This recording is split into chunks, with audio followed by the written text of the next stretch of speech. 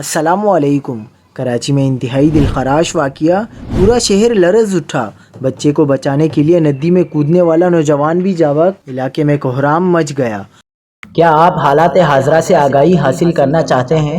خبر کے پیچھے چھپے اصل حقائق جاننا چاہتے ہیں تو ابھی سبسکرائب کیجئے زلمل پاکستان کو اور ساتھ ہی گھنٹی کے نشان پر کلک کر دیں۔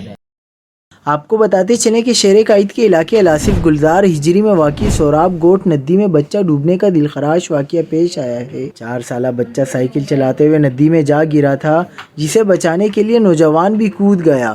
پولیس حکام کے مطابق نوجوان کی شناخت 17 سالہ گلاب کے نام سے ہوئی ہے۔ دوسری جانب سوراب گوٹ کے قریب لیاری ندی میں گرنے والے بچے کی لاش تاحال نہ مل سکی۔ واقعے کے خلاف اہل علاقہ اور لواحقین نے سپر ہائی وے بلاک کر کے احتجاج کیا، جس سے ٹریفک معطل ہو گئی۔